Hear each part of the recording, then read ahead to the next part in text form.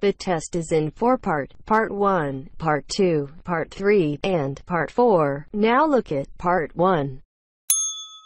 Part 1. You will hear a parent discussing his son's school report with his tutor. Listen and fill in the missing information in the report below. First, you have some time to look at questions 1 to 6.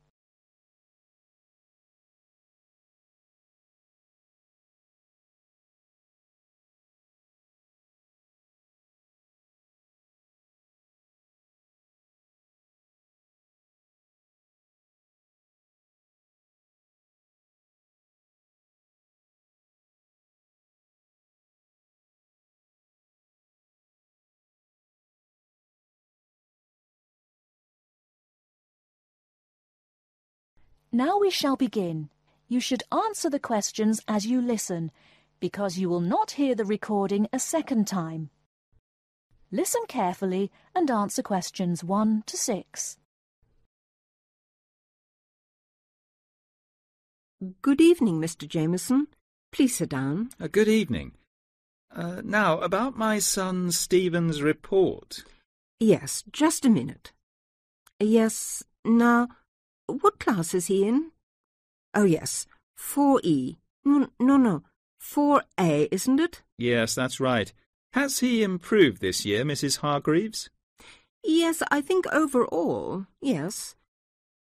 Mind you, there is still room for more improvement in some subjects. Let's see. Maths. Well, the major problem here seems to be his algebra. Apart from that, he's doing much better. Could you help him with this, Mr. Jameson? Well, to be honest, it wasn't really my best subject at school either. But the overall exam result was encouraging. 60%. Yes, and history, I seem to remember a bad report for this last year. Well, he lacks concentration in the class, and of course this makes it difficult to remember things like dates and names, and a memory is quite useful in a subject like this. Oh dear. Well, I'll have a word with him when I get home and see what we can do to improve that. And music. Music, yes. Is he still having guitar lessons? Yes, every Monday after school. His music teacher has commented that he doesn't seem to be taking them very seriously. I think it was just a craze he had, Mrs. Hargreaves. I've noticed that he hasn't been very interested in practising at home. And also, he tends to talk a lot in class. I mean, he's very talkative, and he only got 40% in the exam. Well, nobody in our family is very musical, so I don't expect him to do very well. Before you hear the rest of the conversation, you have some time to look at questions 7 to 10.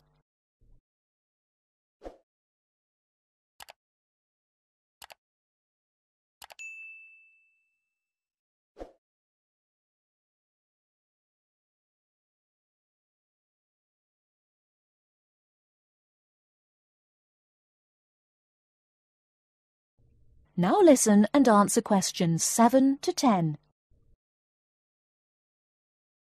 Looking at his geography result, though, there has been considerable improvement, 64%.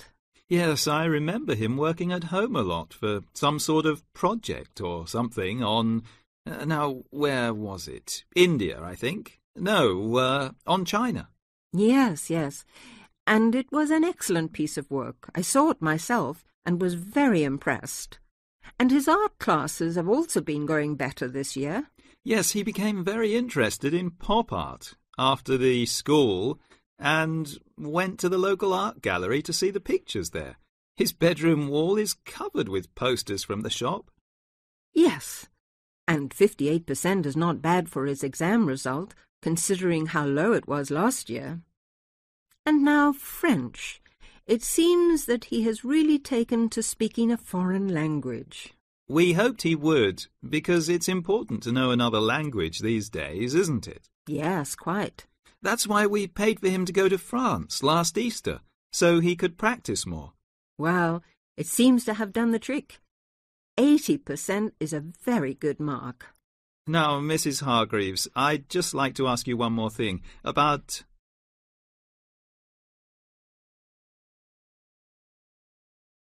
That is the end of part 1. You now have half a minute to check your answers.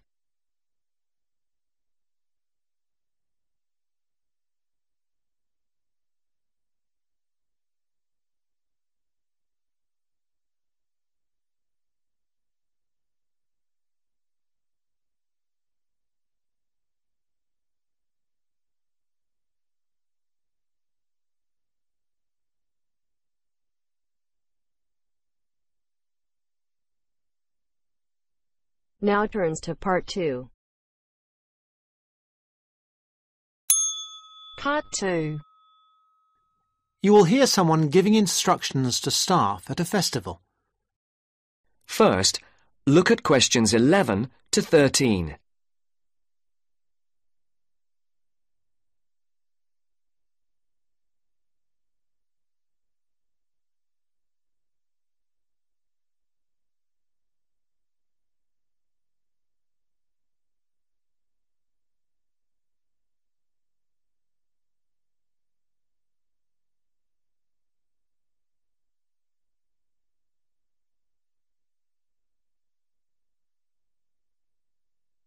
As you listen to the first part of the interview, Good morning, everybody. I'd like to welcome you to the Castle Pop Festival. My name is Sandy, and I'm the General Manager of Castle Pop Entertainments.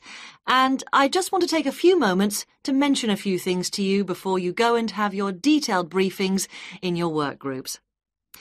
You all have a copy of the plan of the festival grounds. Now, most things are obvious, but I'd like to point out first the visitor toilets here along the side of the main area. Kindly do not use these yourselves.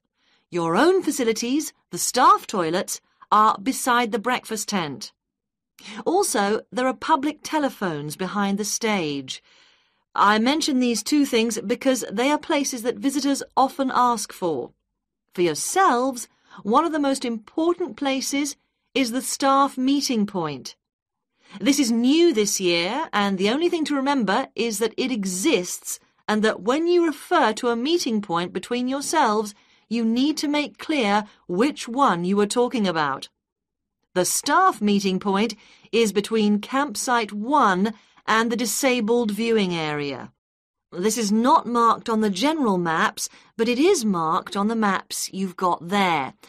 The visitors' meeting point is, as you can see, in the centre of the main area, between the breakfast tent and the entrance. Now, another important facility is the first aid tent. This is a big round tent, so you can't miss it. It's on the right-hand side of the entrance, again as you come in. There are many other first aid facilities all over the festival site. In fact, there is a first aid box in every tent and sales point, but this is the central point. Finally, I wanted to mention the security on the site. Every year the festival gets bigger and bigger, and so every year we have to increase the security arrangements. We have a number of small security offices, one being near the entrance, but the main security office is opposite the disabled viewing area.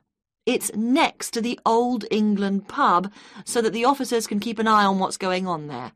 And, of course, in that office there is a full supply of first aid equipment too. And don't forget, those of you who can't wait till you get your pay at the end of the festival, there are some cash machines in the wall of the Old England pub. now look at questions 14 to 20.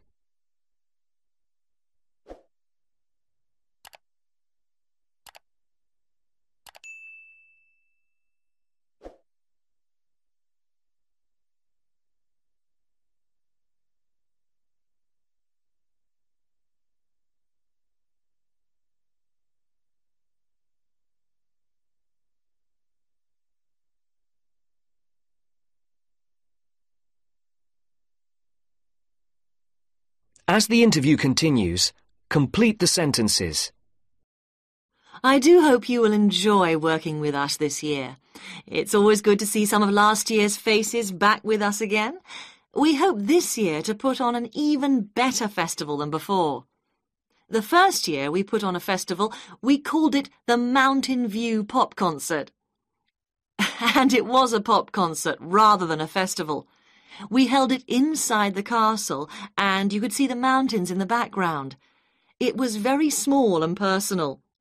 Then we held it in front of the castle, with the castle in the background, and then we started calling it the Castle Festival.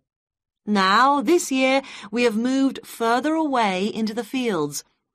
The advantage is that the castle and the mountains are both there in the distance, but we have as much space as we want in the fields. The only problem with the fields is that sheep use the fields during the spring months, and they leave little messages for us all over the place. So please be careful and encourage the visitors to be careful too. Now, it just remains for me to let you know the times of your detailed briefings, which are as follows, and I'm telling you these as they are not, I repeat, not as written down on your welcome letters. Those of you who are working on the children's zone, your meeting is at 2 p.m. in campsite 2. Those of you on the security team need to meet behind the stage at 3:15 p.m. For the people on first aid, please do not meet in the first aid tent. There will not be enough room, but meet at the entrance gates at 4 p.m. Finally, we need everybody, and I do mean everybody, on duty on Monday morning at 8 a.m. for the final clean-up. I'd like to remind you that Monday is the final day of work, not the Sunday. People not coming to the final day will lose 50% of their pay. The meeting place for that is Campsite 1. Now, good luck, and let's make this the best festival ever!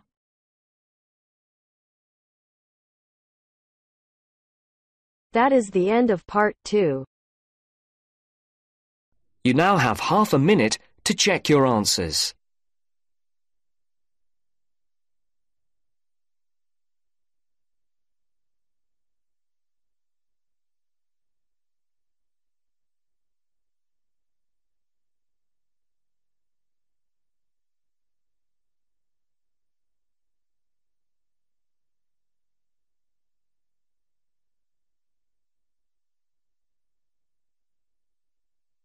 Now turns to part 3.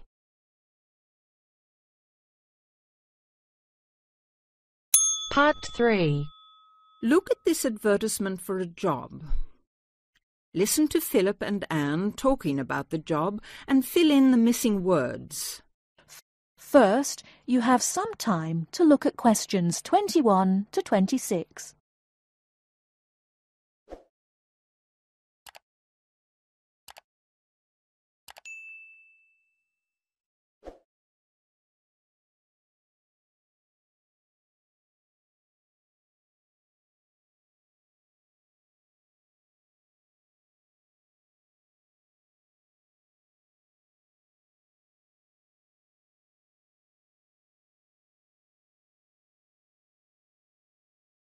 Now listen carefully and answer questions 21 to 26.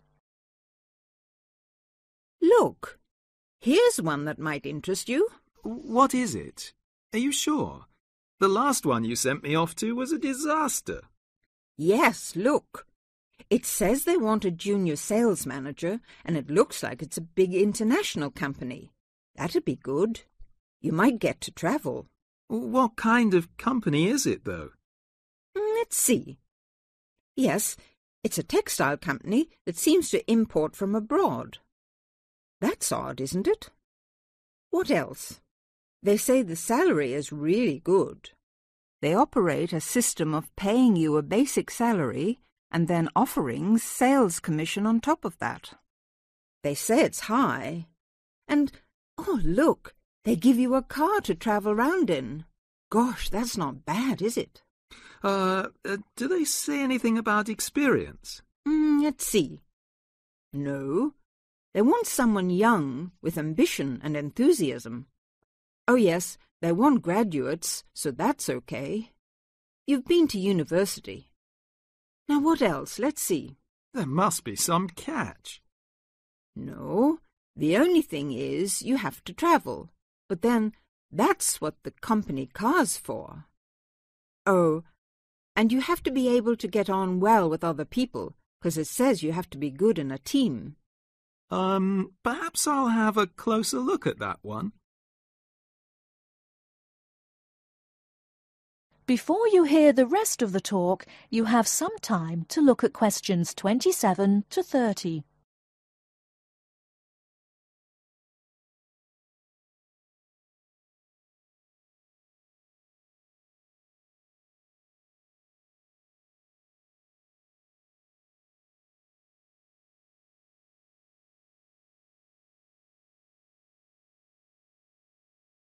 Now listen and answer questions 27 to 30.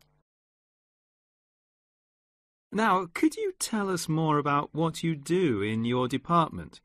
I mean, what research are you actually doing at the moment? We're trying to find out as much as we can about dreams.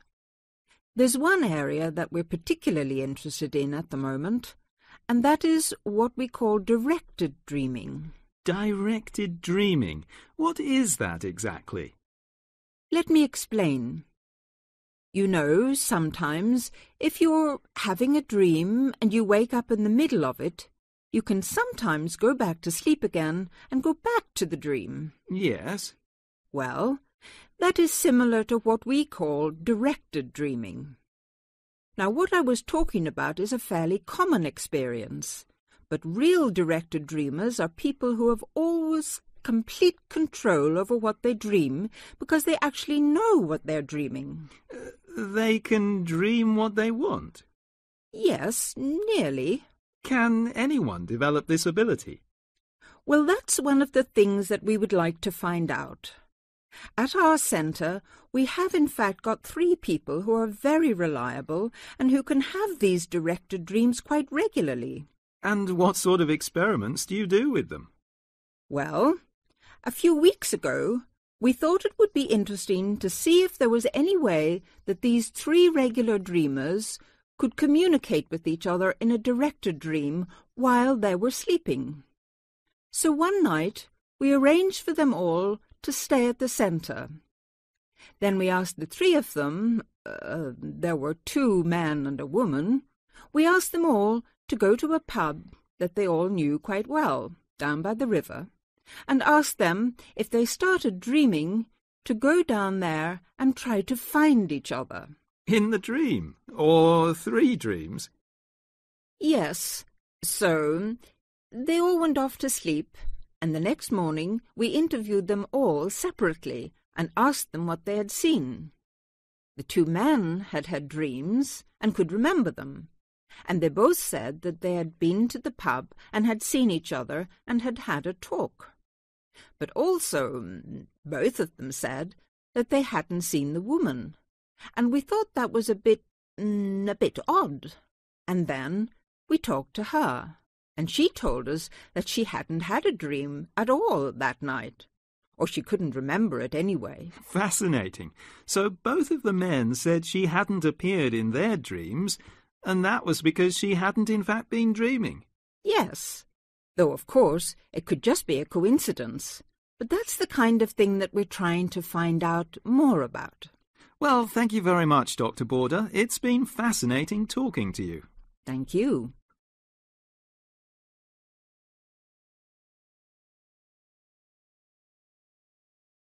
That is the end of part 3.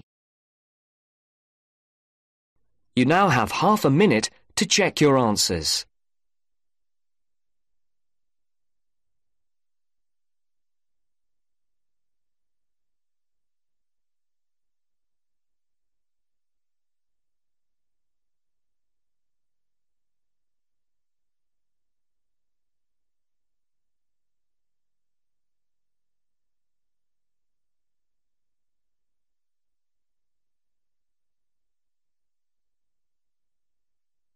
Now turns to Part 4.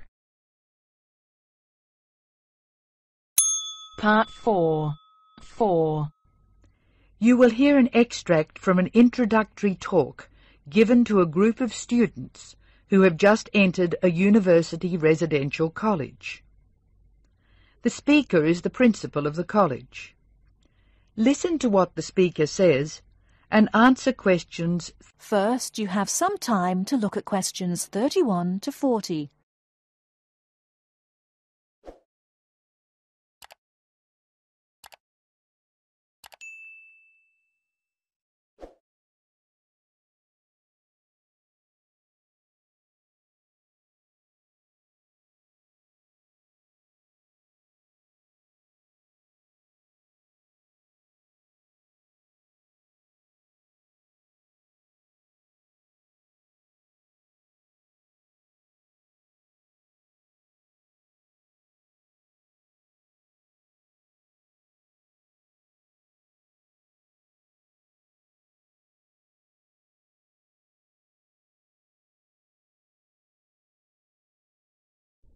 Now, listen carefully and answer questions 31 to 40.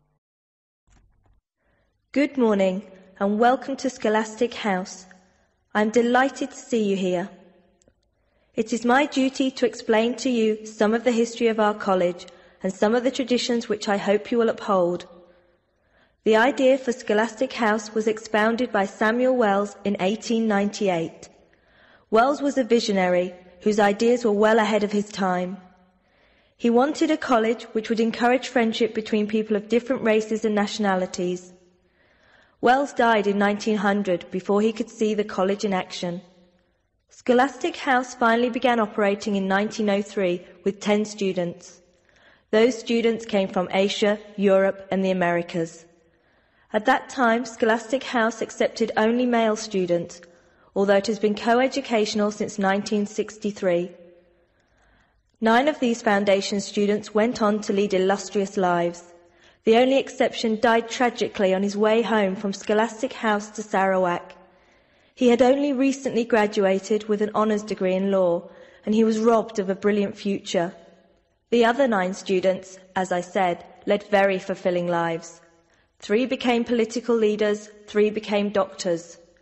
Perhaps the most famous graduate became a university teacher and was responsible for the introduction of modern teaching training methods in his country. 2 of the original group became senior engineers and went on to deeply influence the way the water systems of their country were exploited. The college ran into hard times during the period of the Great War, 1914 to 1918, when the charter of the college was interpreted to mean that neither students nor staff could take part in the war effort. Many people felt that this indicated a lack of national spirit, and the walls of the college were frequently marked with graffiti. Meantime, outside the college, tens of thousands of young men went away to fight in Europe, never to return. The college was building a reputation for learning and for tolerance of opposing views. Scholastic House debate and discussion nights were open to the public in 1927 and have been available to anyone who wishes to attend ever since. It is a proud tradition of the college that any view may be expressed, provided that it can be defended intellectually. Over the years, topics which were controversial at the time have been discussed and debated. Why should we do this? The publicity we receive is often sensational, and there is no joy in encouraging argument for its own sake. In fact, that sort of discussion just increases tension. The only legitimate reason for our behaviour is that it casts light upon the topic in question and informs the debate. And controversial topics are the ones which most need informed attention. As the world forges ahead, we often find our scientists have outstripped our philosophers. We frequently develop scientific marvels without realizing their full implications. Nowhere is this more obvious than in medicine. I wish you every joy in your time here, and I hope that I will hear much well-informed debate from you.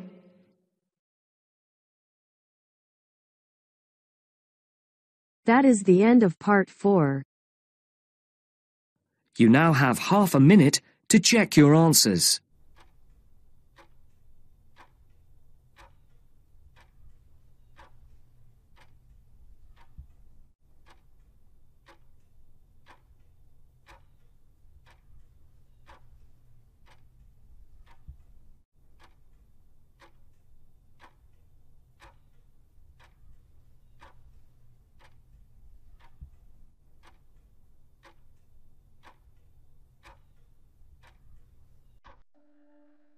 That is the end of the listening test.